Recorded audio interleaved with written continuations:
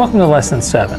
I'm Dr. Jim Terrell, and this is the basics of spiritual living. And today's topic is mind, the greatest discovery. And the topics we're going to be talking about in this lesson are nature waits on our self-recognition, the first discovery, the greatest discovery of all time, and memory. So let's get started. Dr. Ernest Holmes writes, "Nothing is more apparent than humanity, as it now appears, is the result of evolution. But in order to evolve, humanity had to have a principle from which to unfold. Since each of us is intelligent, we must all have evolved from an intelligent cause. It seems certain that it was necessary, from the time that humanity was brought to a point of self-choice, that each of us had to be left alone to discover our true nature. The forces of nature have always existed, but so far as humanity is concerned, no use of these forces may be utilized until we have discovered them. Electricity was a reality in the universe when Moses led the children of Israel out of the land of Egypt, but neither Moses nor any of his followers knew anything about it. Life awaits upon humanity's discovery of its relationship to the great whole." This is really super to contemplate the idea that there is this wholeness of life, this essential quality of beingness, which is always one, and that we can always turn to it. And when we do turn to it, what we recognize is ourselves. If in the process, if in the midst of anything you're going through right now, whether it's fear or doubt or limitation, or even if it's great demonstrations of tremendous good, if you can just be quiet, take a deep breath and let it out, and then just contemplate this true nature of who you truly are, you might see that all of your blessings, everything that's ever happened to you is the result of this great power animating what you believe life to be. This is a huge and important place of self-recognition, because what we're recognizing is that powerful self within ourselves, the higher power. Now, let's move on to that first discovery. The first great discovery humanity made was that it could think. This was the day when we first said, "I am." This marked our first day of personal attainment. From that day, each of us became an individual and had to make all further progress by ourselves. From that day, there was no compulsory evolution. We each had to work in conscious union with life. Behind each of us is the great unknown, but not the great unknowable. As the result of the discovery that we can think, plan, and execute, we have perceived that nature works through us in order to work for us. This is such a tremendous discovery. When you finally figure it out on your own, because each of us have to come to this point of recognition on our own, is that we're working with this powerful intelligence, which is working by means of who we are, and that by our recognition of it, we give it power, we give it authority, and as we do so, it moves into our hearts and our minds with great thoughts and great initiative, and it helps us live in what we call classically principle. So when we need to live in love and forgiveness, we can do that, rather than living in violence or anger brought about by doubt and fear. This is really important, because a spiritual person, one who's totally committed to living the spiritual life, has got to make this discovery on their own. And as Ernest Holmes said, we're not dealing with the unknown. We might be dealing with the unknown, but we're not dealing with something that's unknowable. The quality of who we are is totally knowable if we are still and contemplating the power that we're connected to. Okay, let's move on. The greatest discovery of all time. Mind. Humanity's first discovery was its ability to think, and the brain seems to be the organ of thought. However, a day came when some wise person claimed that it is not the brain that does the thinking, but rather something behind the brain used it as an instrument. Back of the organism is the thinker and the doer, the mind. This meant that the body without the thinker could not function. Eventually, humanity discovered that it could consciously think and decide, and that something happened to our thoughts after we thought them. They went somewhere and returned to us as memory. Such clarity is the product of a spiritual practice that recognizes the importance of a continual study and committed application of the truth. You do have to practice to gain mastery of these ideas. And when I say mastery of these ideas, I mean so you can use the idea in times when other ideas are invading your mind. You know, there's a great saying, stand guard at the portals of your mind, because the media, the world is trying to blast you loose from that solid stance that you might have taken in principle and turn you into this doubtful, chaotic, frenetic person. And a lot of people are like that, but not you, because you recognize that this that is within you is thinking by means of you. And that's the most greatest discovery of all. That thing that we call our mind is in fact more than just the brain. It is the entire expression of who you are. And it's so much more than even the physical presence of who we are. So that first great discovery is something is thinking by means of me. And when we get that, we can really uplift and open ourselves up to that which uplifts us, that power, that wonderful higher intelligence which is functioning by means of you right now. Memory. Humanity concluded that memory was an active thing and reasoned memory must be the storehouse of all ideas that have passed through my mind. Memory is active, for my thoughts come back to me. My body is operated on by my thought, and memory itself is an unconscious operation of what was once a conscious thought. By changing my thought, I can remold my affairs, and by right thinking, I can bring new conditions into my life. Our teaching is the study of life and the nature of the law of thought. We live in a spiritual universe that God is in, through and around and for us. There is nothing supernatural anywhere on any plane. This is the last of these basic lessons, and this point I really want to bring it home to you, because if you can get back to the essential nature that your memory is constantly feeding back to you old ideas, old emotional patterns that you absolutely have the right to change, that you can right now, if you choose to, you can say, I dismiss that old idea and I can restate clearly my new idea. Now that's so important, that ability to restate that new idea, which is the act of prayer, really. It's restating your life based upon solid principles that can really bring you into a whole new mode of experience, a whole new mode of understanding, a whole new mode of action in the universe. It's just amazing how it changes you.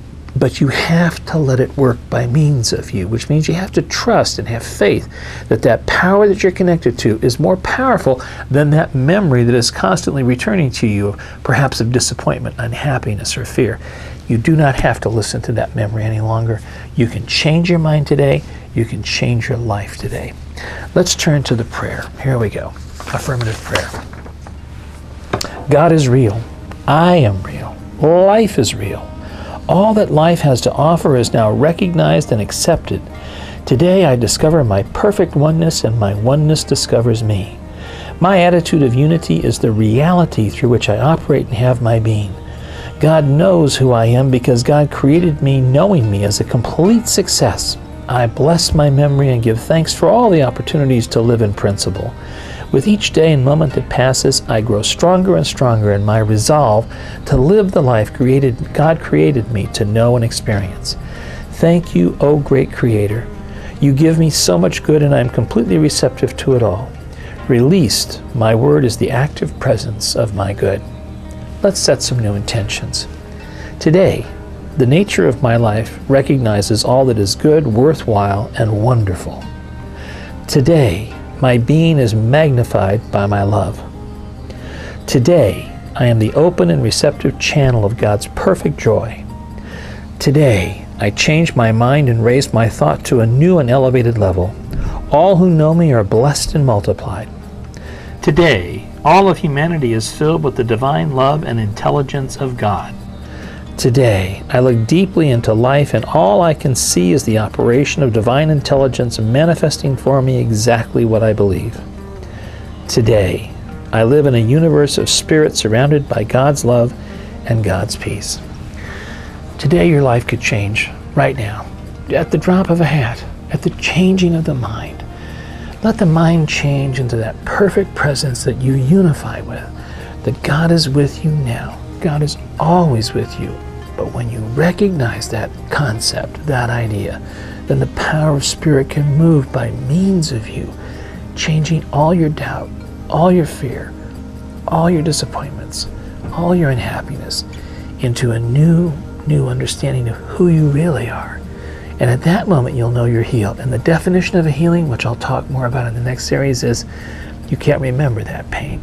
And I know that's hard to believe for some of you, but it's absolutely true. Trust yourself. God loves you right now, just as you are, and awaits your recognition. God bless you. Hi, and welcome to Mind, the Greatest Discovery, Part 2. And today we're going to be talking about science and the laws, mental impressions, mental laws, and the threefold nature of God. Ernest Holmes writes, "Science is the knowledge of facts based upon some proven principle. The scientific investigation of anything is, of necessity, a cold-blooded proposition. We speak about knowing, about science being absolute knowledge. Science is absolute knowledge insofar as the facts of science are demonstrable.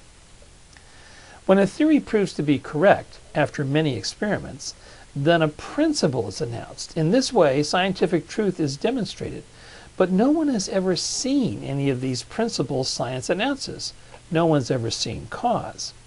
As more facts are gathered and proven, the science expands and gradually becomes accepted by all, and may be used by others who understand it.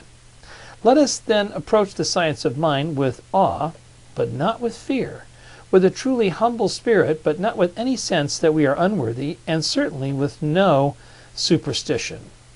Let us approach it normally, happily, willing to accept it, glad to experiment with it, believing that as a result of our efforts we shall drive this great good. We shall drive this great good." You know, when we talk about and think about the concept of our teaching as being a discovery, it's paramount that we understand that you can't see the thing that causes that discovery. You have to intuit it. You have to be willing and receptive to get a new idea, because that's the basis of all new ideas. It comes from the invisible. Let's read on. Mental impressions. The paramount problem of philosophy, now as in the past, is how and from whence do we get our mental impressions? Immanuel Kant says we are able to perceive an object because it awakens an intuitive perception within us. How could it awaken an intuitive perception within us unless the medium which created the object already existed within us? The intuitive perception was not the result of perceiving the object, but was itself the cause of the object perceived. No object can appear to exist in the objective world unless there is first a subjective world to perceive the object. The mind which is personified is the same mind which is universal.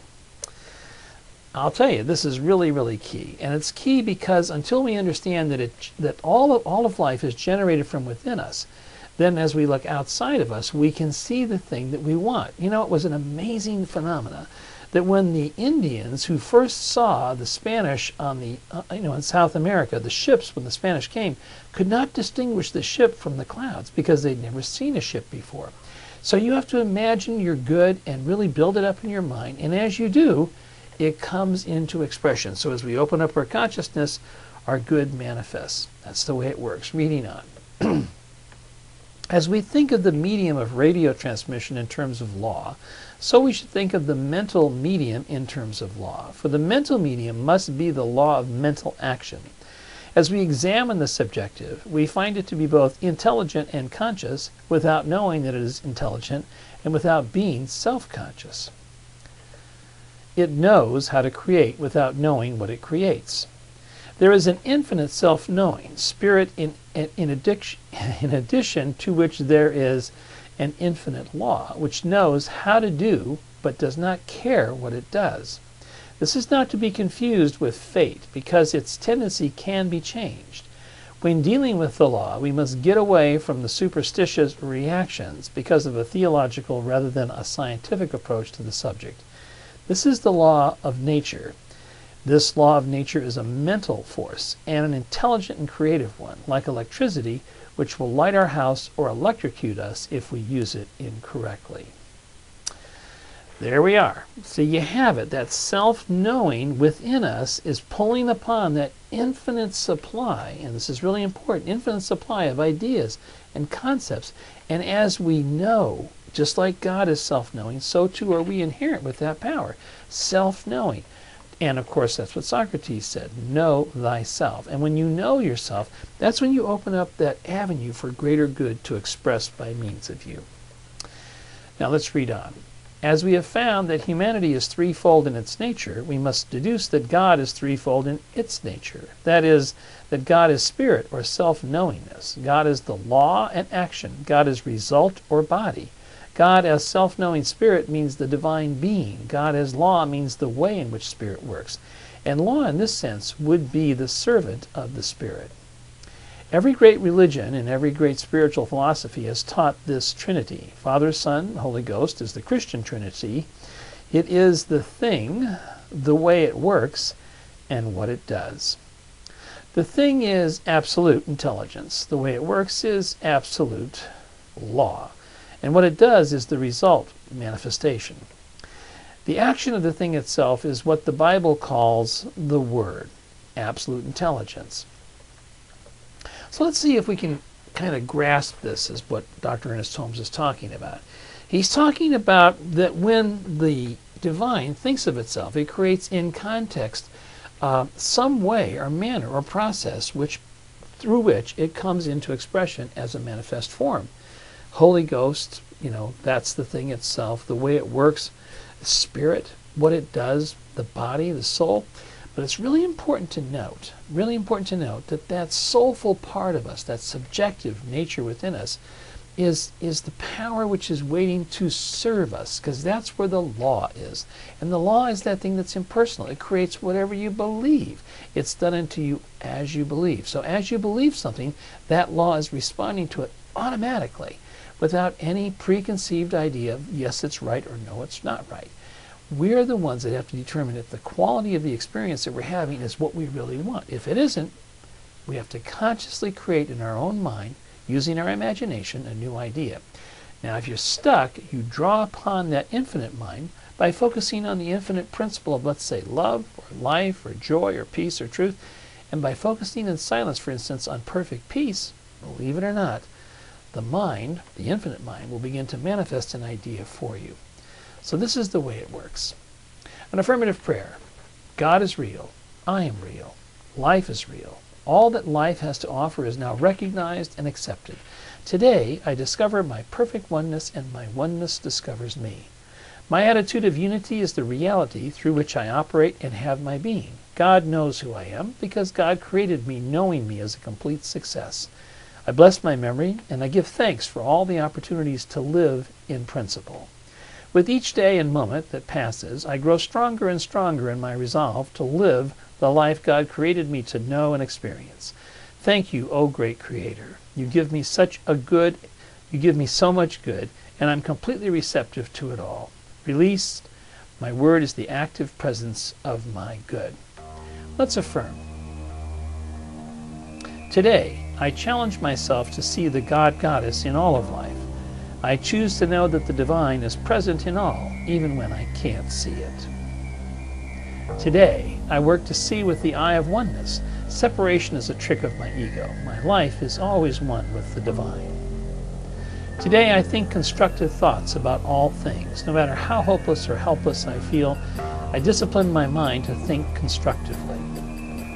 Today, I allow myself time to think higher thoughts about every person, circumstance, and condition in my life experience. Today, I am my own freedom. God in me now sets me free to live and move with grace, gratitude, and goodness. Today, I am conscious of all my gifts and filled with gratitude for all of my blessings. Today, my mind grasps more of the amazing infinite presence of God's complete genius within. Today, you are that genius manifesting the perfect life. Stay connected with God. God will always express itself by means of that connection that you maintain in your heart. Never allow yourself to dwell on anything that has to do with disbelief. Stay connected to the belief in that presence and power within you. It always works. God bless.